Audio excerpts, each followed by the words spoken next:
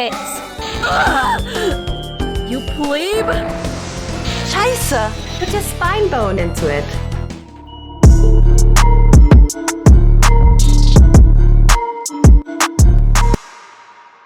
Bulk Slash is a third-person mecha action nagging waifu simulator developed by CA Production and published by Hudson Soft for the Sega Saturn. It was released July 11th, 1997 exclusively in Japan, and like many of the Saturn's very best games, was left there imprisoned on that lonely island for many a year, until fan translation came along and saved everything. Over the last few years, fan translation has boomed. So many games that once seemed lost to obscurity and language barrier have come out with excellent translations, and Bulk Slash stands as probably one of the best. Not only did the team translate all of the text in the game, but they also provided a fully voiced English dub. Leone Road, Sergeant First Class reporting. I'm here to help, Chris. And the best part is, they made it sound authentic to the time period. The audio quality, the vocal direction, the line delivery. If you didn't know any better, you'd be forgiven for thinking this translation came out in the late 90s from, say, Atlas or Working Designs. Well, maybe not Working Designs. There are no awkwardly forced or immediately dated attempts at humor. Just call me Ike? He's my Tina? So yeah, the game has a killer English translation and dub, but is it worth playing? Yes, 100%. Boom, the end. No, not really the end, but yeah, the game is sweet. Probably the best 3D action game on the Saturn. In Bulk Slash, you take on the role of Chris Dawley, an SDF soldier who pilots an aircraft that can also be transformed at will into a ground-based mech. Chris is part of a group that stages a rebellion against a man named Gardona and his oppressive military forces. Most of the missions are sabotage operations, having you destroy key targets and military installations. Each stage takes place on a different planet, all named after German colors. Things aren't as straightforward as just taking down an evil empire, though. Your childhood friend, Rizen Ravia, is part of Gardona's army, and a final showdown with her is inevitable as you continue down your rebellious path. But it's not only you against the world in Bulk Slash. You have the help of a strategist named Tachikawa, who will give you mission briefings before each stage. But who cares about this nerd? The real stars of the show are the 7 missing Manageable Intelligent Support System Navigators, or MISS for short. Yes, that's really what the game calls them. Each stage has a miss, a waifu, if you will. The first one is easy enough to find, as she's sitting right in front of you in the beginning of stage 1, but the rest are hidden in each of the 6 other stages, and each miss has her own distinctive personality, animated avatar, and condescending way of humiliating you when you make mistakes. What the hell are you doing? You nitwits! You plebe?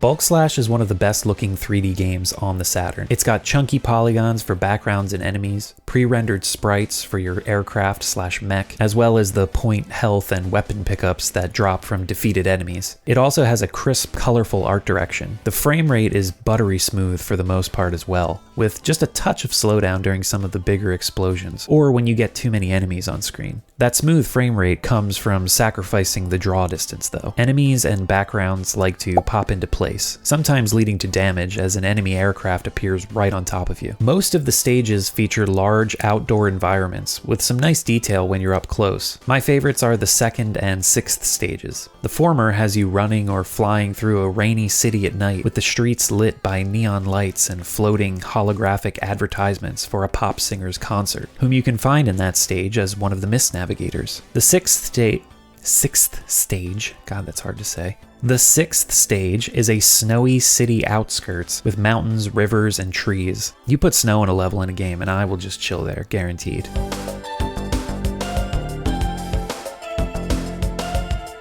What a day, huh? There are also a couple of indoor stages, the first of which, stage 4, has you finding keycards to move down to different floors of a military base. It's fairly straightforward, but there were times I got turned around and took the up elevator instead of the down. The other indoor stage, the final one, is even more confusing, with a couple of paths that loop back on themselves. During my first playthrough, I almost ran out of time. Luckily, the 10-minute timer for each stage pauses during the end boss fights. A good tip for this one is to pay attention to the letters written on the floor in the larger rooms. They go from A to I, but even with that, I still got a bit turned around on my second and even third playthroughs. The sound effects are just as chunky as the polygons here, with big explosions, satisfying weapon sounds, and great mechanical sound effects for the moving mechs. Although the sound it makes when you get hit can be grating. It's this almost electrified buzzing sound. Really set my teeth on edge sometimes. Jeez. Not to mention the screams or reprimands from your miss as you take damage. Jeez! This leads us to the voice acting. As I mentioned earlier, it sounds like it was recorded in the 90s with just the right amount of distortion, and the acting itself is spot on. Every voice actor really shines here, and I love the decision to give all the Mists different accents and vocal inflections. You'll be hearing these voice actors a lot too. The Mists guide you to objectives within the stages, and give you feedback on your performance as well. To the rear. You don't disappoint. Shield recovered. To our left. Shield recovered. Napalm blaster. It's amazing that I'm listening to voices that were recorded this decade that transport me back to like 25 years ago. I really have to commend everyone on the translation team for their work. Just a stellar effort all around. On to the music. I'm usually into more lo-fi electronic fare, but just listen to the goddamn guitar wail in this opening cinematic and tell me you don't feel like jumping into a mech and fighting for justice.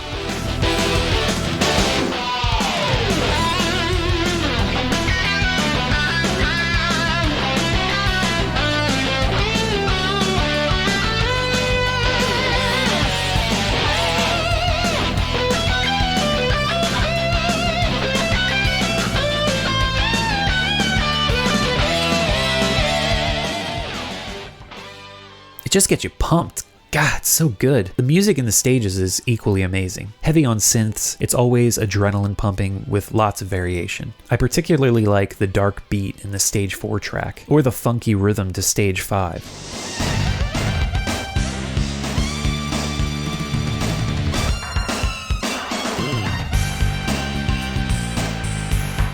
Oh yeah, and then there's the mellow stylings of the snow stage. Really, I could go on forever about the music. No, seriously, how do I stop? I need a transition to the next section. Help me. What the hell are you doing?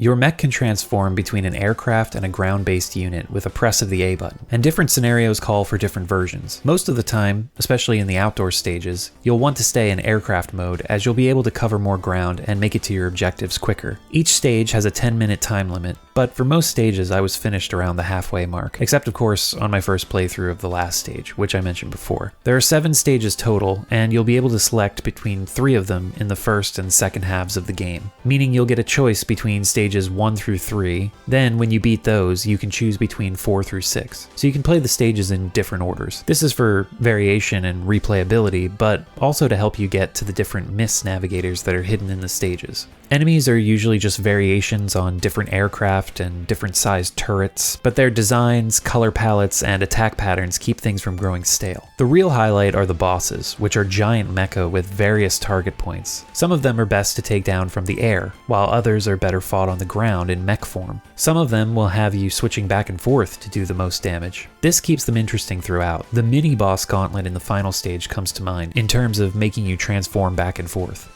Back to the controls, you do have an option to choose between different control schemes from the options menu. You have the option from the options menu. Yeah, of fucking course you do.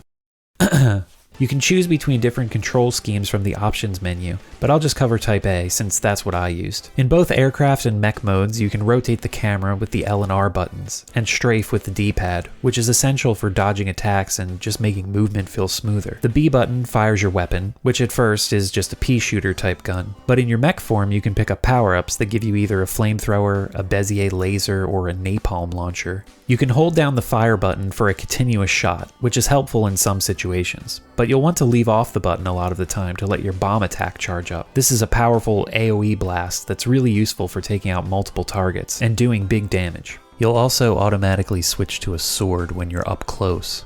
In aircraft mode, you only get your pea shooter weapon, no power-ups. But you get powerful homing missiles which can lock on to multiple enemies. Meanwhile, the C button will let you jump as a mech, and as an aircraft it changes between 4 different speeds, which is actually really useful during gameplay as it affects how quickly you can turn. In some situations, you'll want quick maneuverability, but other times you'll want to slow down to target an enemy or an objective marker. While the Saturn has one of my favorite controllers of all time, especially the Japanese version, and it feels great to play this game with it, this fan translation also implements the Saturn twin sticks, which were a peripheral used for games like Virtual On and others. Bulk Slash originally didn't have this compatibility. This was something that the translation team programmed into the game, which is just astounding, really. Unfortunately, I don't have the peripherals, so I couldn't try it out. Seems like it would be a lot of fun to use though. I mentioned the draw distance issues, which can be annoying, especially during boss fights, but the directions from your Miss Navigator helps to mitigate this. You can press the X, Y, or Z buttons at any time to get directions from your Miss. An arrow will also appear around your mech, showing you the direction of your next objective. During boss fights, pressing any of these buttons will automatically point you toward the boss, which is extremely helpful. Bosses especially like to disappear in the distance, so being able to point right at them and easily target them is a lifesaver. It's one of the mechanics that saves this game from ever becoming a slog. It may take a bit of time to wrap your head around the controls and mechanics, and the game is pretty fast-paced, so things might seem a bit overwhelming at first. Luckily, there are difficulty selections in the options menu. I'd honestly recommend starting on easy to get your bearings. Bulk Slash isn't a particularly difficult game, it's just getting over the early game learning curve. Once you feel more comfortable, go ahead and bump it back up to normal. There's also a hard mode to challenge yourself with, which will take mastery of all the mechanics to survive. After you get used to things, it feels incredibly fun to quickly swap between transformations and blaze your way through stages. The real replay value of the game comes from the different difficulties and the 7 Miss Navigators. I'll explain more about them in the next section.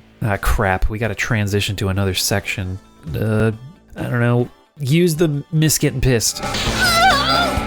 You nitwits!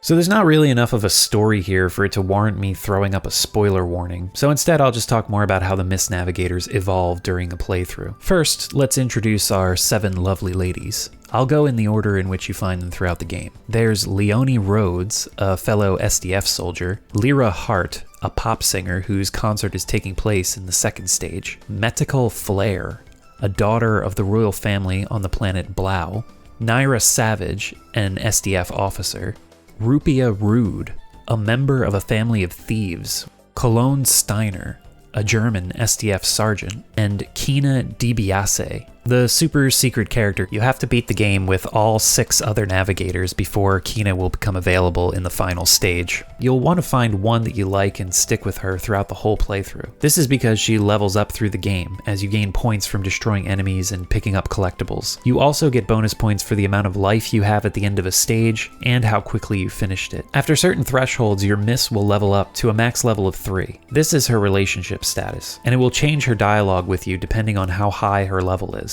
The relationship level also affects the ending of the game. So next, you might be thinking, okay, well, what about a Miss that you pick up toward the end of the game? Like Kina, who you only find in the final stage. Well, whatever Miss you finish the game with can then be selected when you start up a new playthrough. So you can pick up Kina in the last level, beat the game with her, then start from the beginning with her as your navigator, so you can get her relationship level up and see her best ending. So that's another place where the replay of this game comes in. If you want a harem of, Miss is with all the best endings, then you gotta play through the game multiple times. For most, this will be overkill. It was for me. I had beaten the game with 3 of the Miss, and I wasn't going to do it with 3 more just to get some footage of Kina that I'd only use for like 5 seconds. I have read in some places that each navigator gives you different benefits, like charging your bombs or missiles faster, or giving you more defense, but I couldn't really tell as I was trying out each of them. So if anyone knows for sure, let me know in the comments. Unfortunately, and I guess this is the only real spoiler in the game, so mute me for like the next 10 seconds if you really don't want to know, but there's no way to save Rezen, even if you choose to fly with no navigator, which is a choice you have, and just a self-imposed challenge you could do once you get better at the game. Personally, I'm all about the German girl, Cologne Steiner. Sergeant Cologne Steiner reporting in. My navigation is kind of amazing. And if you say anything bad about her, I will hurt you.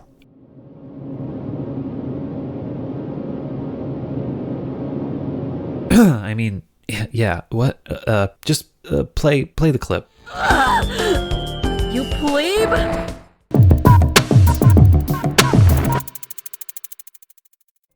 Bulk Slash was surprisingly harshly reviewed when it came out in Japan. Famitsu gave it a 55 out of 100. Saturn Fan gave it a 6.6 out of 10. In the West, those who played the import or picked it up through emulation in the subsequent years reviewed it much more favorably. I think it's a great game, one of the best on the Saturn. Definitely one of the best 3D games on the console, though the list of really good fully 3D Saturn games is admittedly short. I'll put a link in the description for the fan translation patch. How you go about playing it on your own is up to you, if you know what I mean. I'll also put a couple links to a dev blog that was posted on the Sega Saturn Shiro website. It details the fan translation process and all the stuff the team had to go through to bring this project to life. Fan translation is hard, and those folks deserve so much respect for bringing these games to us English-speaking plebes. You plebe? So yeah, that's Bulk Slash. Thanks for watching. If you liked the video, consider smashing that like button and the subscribe button. Also, comment something. Let me know what you think of this game. Does it look cool? Looks like something you'd be interested in playing? Have you played it? What do you think? I got more videos on the way. Next one is a bit more recent, more of a mellower vibe. I've already started working on it, so yeah, should be done soon. But anyway, until then, Bulk Slash. Check it out. Dungeon Chill. Out. Cologne, would you be my partner for the rest of time? Oh, Chris, I'm so happy. Just a second. Oh, hey, it's from Miguel. What now? Ooh, Arnold. What? Wow, Conrad and Giuseppe. Who's Giuseppe? I'm sorry, something just came up. What? Hey, hold on. But deep down, you're the only one for me.